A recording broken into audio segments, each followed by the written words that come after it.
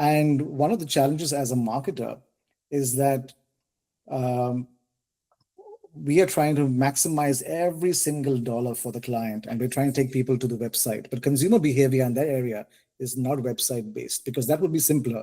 Go to the website, click a button, book your appointment. But people have questions to ask. And so that's something that I didn't know until a few weeks in, which was the client saying, you know what, slow down. This is how we work in this context. In this area, people like to book over the phone. Now, with that comes a secondary challenge, which is the people who are answering the phone are receptionists. Their main agenda is to make the caller feel heard and supported and understood and give them all the various options. Your business's success depends on relationships, relationships with customers, relationships with employees, and relationships with stakeholders. What do they all have in common? They're all human. Because no matter if your business is B2B or B2C, it's really H to H, human to human. Welcome to the Human Connection Podcast. I'm your host, Carl Ponto. Each week I bring you stories, insights, and practical advice from experts that you can apply to your growing company and daily life. This week I'm excited to connect with Adarsh Varghese. Adarsh is a digital marketing strategist, entrepreneur, and the founder of Spang Digital, a marketing agency based in Ireland. With over 20 years of experience in digital marketing, including time at Google and Meta, he helps organizations turn clarity and insight into marketing strategy, training, and campaigns that drive real results. Adarsh works with businesses across Europe, North America, and beyond on digital strategy, social media, and performance marketing. He is also passionate about helping people and teams make sense of emerging technologies like AI and apply them in practical, human-centered ways.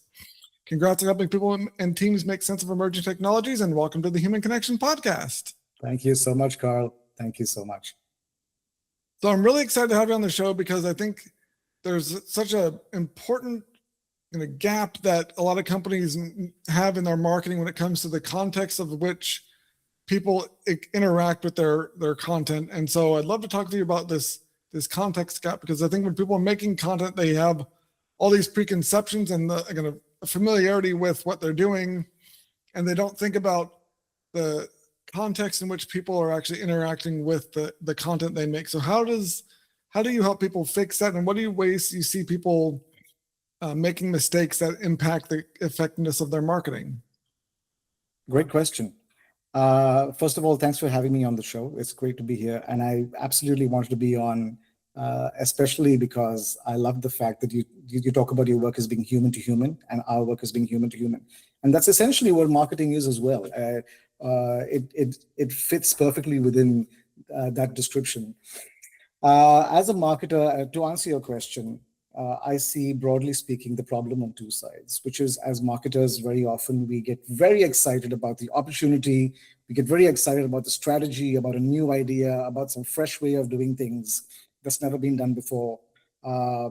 And as businesses, very often businesses who are looking for marketers get very excited about finally getting an agency on board whom they can shove all their marketing problems to and just forget about it and then just walk away. And so it's that misalignment where marketers feel like their strategy is everything, and businesses feel like marketing can do everything and solve all their problems, which very often is the place where there are gaps and things start to fail. And what I mean by that specifically is so much of good marketing is listening and observing and seeing how a strategy meets execution and how the two line up. Very often that's the gap. Many years ago, I was pitching to a chain of salons, a really large chain of salons. And as part of my preparation for this pitch, I walked into one salon in a very posh neighborhood, one of the poshest neighborhoods in my home city. And I waited at the counter for someone to show. There was no one there. And then I heard a bit of laughter, and I kind of peeked to look at where the laughter was coming from. Turned out there were sort of three salon attendants in a corner looking at their phone and laughing. And the receptionist, who I found out later was a receptionist, was also there laughing with them. And I had to wait over 2 minutes for them to notice me. And I had to wait 30 seconds more for them to walk towards me. And so I went back to the owner of the salon chain with this information and said, you know what? We can do all this work with doing pay-per-click advertising, fixing your local, fixing your SEO, fixing your website, bringing all these people from the city to all your various locations. However, if they're going to come to your centers and they're going to have to wait and the customer experience is poor, you're paying for nothing. So that sort of gap, which is understanding the context as to how a business functions, taking time to sometimes moving slow is better than moving fast. We all talk about moving fast, but moving slow to understand the ground realities, what really marketing can achieve and what it can't, because marketing can't do everything. And I think a lot of agencies end up making false promises, and a lot of business owners feel like marketing can do a lot more than marketing can. And reconciling that gap and really having honest conversations, that's where the value really, really is for the long term. Yeah, there's a lot of that client experience that is even with before they walk in the door with your business that is misunderstood or not really taken into account when you're planning Bless you. a marketing campaign. And as you think about where your ads are going to be seen, how they're going to be, what the clients or customers are doing in the context of when your ad pops up. And so there's so much that can be misconstrued, or just the frame of mind they're in when they see an ad that can, if you're not taking that into account, can really impact their initial ideas about what you're doing or the value of it, and just what they associate with you with, whether it's a billboard in a certain part of town, or if you're showing them, if they're scrolling before they go to sleep, or like thinking about not just the content you're making, but how people are actually engaging with it. And then, like you said, when they have a certain impression and they walk in the door and then the experience is not upheld or the expectations aren't met with the staff and stuff, that invalidates any benefits that the marketing would have. So it's really a requirement to put yourself in your audience's shoes and understand how they're experiencing your content from the very beginning, and designing accordingly. Otherwise, you're missing out on the results that you're expecting. Absolutely. Absolutely. So Yeah. what are some of the ways you recommend people? You mentioned like slowing down, I think is a great tip for any business who wants to actually improve what they're doing. But what are some things that people should do that when they're slowing down, what should they be focusing on that'll help them solve these context gaps?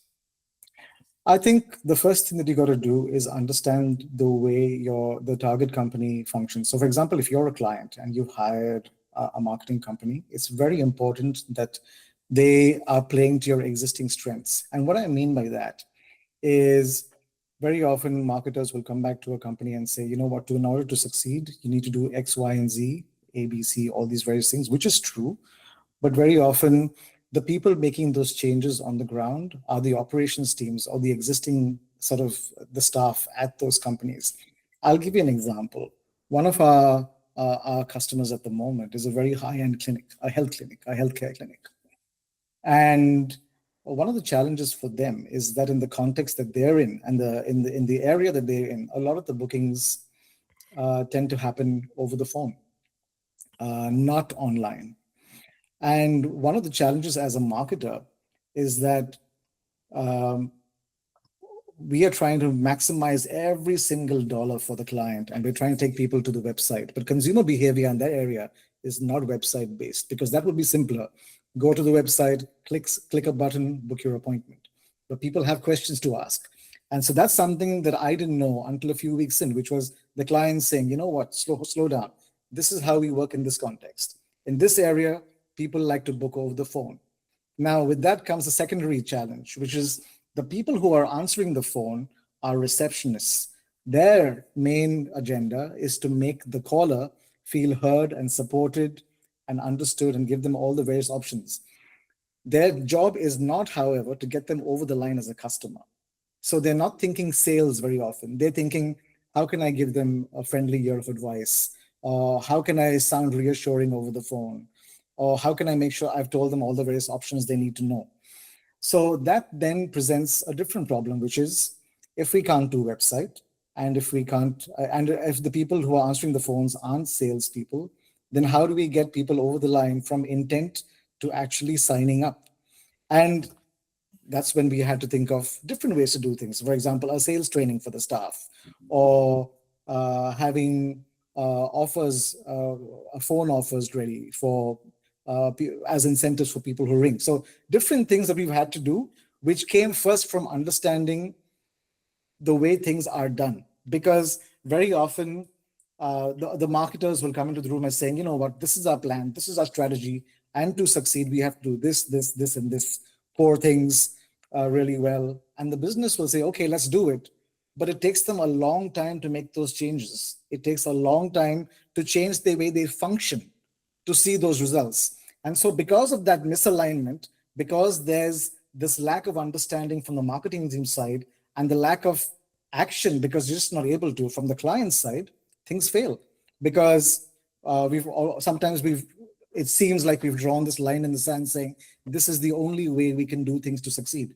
So yeah, that's just, I've been talking for a while, but yeah, that's one example. Yeah, no, it's a great tip, because I think there's the owners of the business and the marketing team have this strategy that looks good on paper, but often they don't realize the behavioral changes and the habits that team members have to make in order to implement those changes, and those habits. That human element of the change process is a lot more difficult and takes a lot more time and effort than you initially think when you're in the planning session.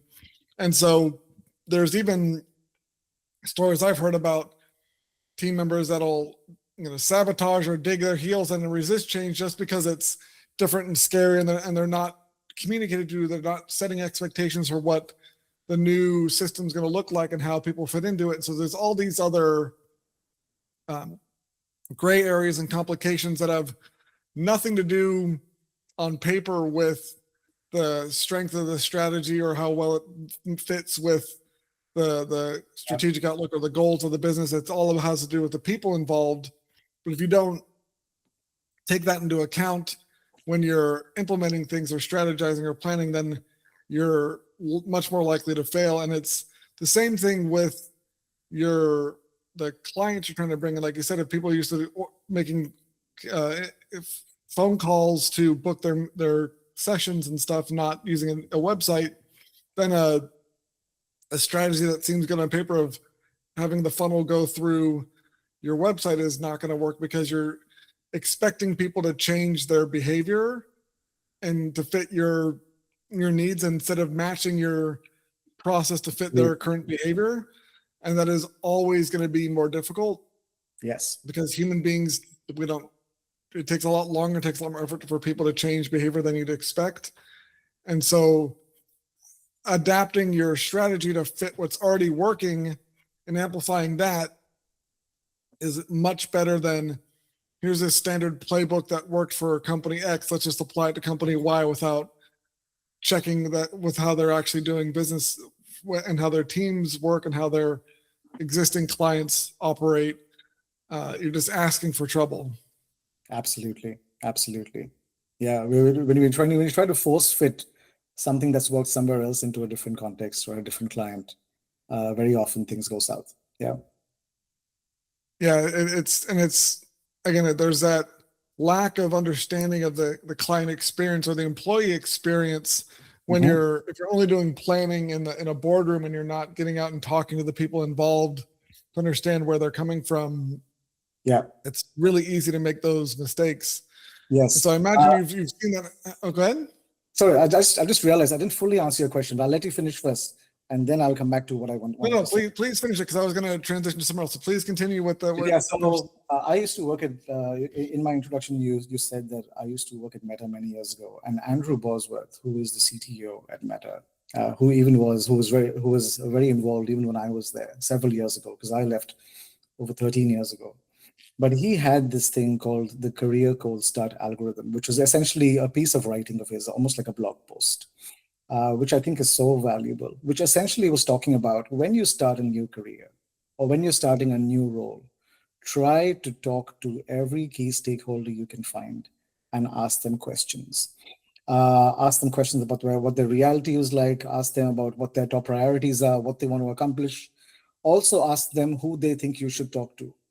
Now, um, when I was working, I couldn't see past the fact that this could be applicable outside of a job context. But even as a businessman, one of the ways I like to function is that when I come on board, very often the person I'm talking to is maybe the founder of a business, the owner of a business, the chief marketing officer, someone like that. Those are usually the people who bring me in. However, the people who help me and my company and my employees do their job well aren't only those people. They are also the people who work in operations, the people who work in product, the people who work in marketing, the people who work in some other part of the business that touches the parts of the business that I touch. Understanding their priorities, understanding their daily reality and their lived experience in that role, really asking meaningful conversations because they're the ones who've been there doing the work for such a long time. They already see so many of the gaps. So having those questions, those conversations, and then of course at the end of it, once you've heard their priorities, asking them who else you should speak to, usually gives you a good map of who in the organization knows stuff. Because once you've filled all those holes and you've gone slow and had those conversations, what you then deliver is way more meaningful because it's coming from a place of real world usefulness because these people see the problems and you're there to help fix them. Yeah, 100%. The having talking to the frontline people that are actually interacting with clients and actually implementing the day-to-day operations, not just what the handbook says to do, but what they're actually doing. Because most of the time, what's in the handbook is not how things are actually done. And so, if you really understand what the operators are doing on a daily basis and what they're seeing, which is usually a much more accurate perspective of what's really going on than what the leadership team is seeing, then you're actually able to deliver something that solves the not just the symptoms of the problems, but the actual problems themselves. Which, if you don't actually address the problems, and you're still, it might seem better for a little bit, but it's gonna eventually rear its head up and have bigger problems in the future because you're not really addressing the underlying challenges. So, I'd imagine with how long you've been doing this, you have some great kind of success story you could share of kind of how this actually is applied in a real context. Can you share that story? Um, Good question. I can't really share much in terms of detail. Mm-hmm. But what I can share is that the way it's successfully applied with the clients we've had a lot of success with, we've actually gone and done that. Where in the moving slow, we've actually spoken to several people at the organization, and we have recurring meetings either on a monthly or bi-monthly cadence with not just the CMO or the owner or director, but we actually meet with several people at the organization on a regular basis. Very often, we also live in their Slack channel, and we have a Slack channel that they talk to us in, and we work there with them. Now, the reason that works, and the reason I know that works, is because a lot of our relationships are long relationships. So they're not typically the 3 month or 6 month engagement. Most of our clients have been with us some over 3 years now at this point. And they stay with us a long, long time because you're not just fixing, or you're not just there for a project. You're there for the long term for various things. So whether it's healthcare or whether it's tech or whether it's another industry, it usually follows that sort of template where that's the approach you take. You go deep, you understand the problems, and then you move on from there. Yeah, I'm not surprised that you have a lot longer engagements and relationships with them because when it comes time to renew, it's not just they're not just looking at it as, oh, this is just another expense on a larger report. It's, oh, we have more people that are advocating for this relationship because you're talking with them regularly, you're listening to them, and you're applying things that actually make their day-to-day experience better. And so if the CFO is talking to people, hey, well, should we still be spending this much money with this company? Oh yeah, because here's all the ways they've helped us, and it's not just one champion in the meeting, or probably actually isn't in the meeting to decide whether or not they stay with you, but you have a whole multiple departments that are advocating for renewing that contract because it makes they see the impact of the agreement on a daily basis. That makes it a lot easier for them to renew because it's the ROI is a lot more evident than if it's just on a single expense report. So That's right. thank you so much for connecting with me today, Adarsh. If you enjoyed this episode of the Human Connection Podcast, please like, comment, and subscribe. If you want to connect more with myself or Adarsh, check out the links in the show notes. And remember, no matter if your business is B2B or B2C, it's really H to H, human to human. Happy connecting.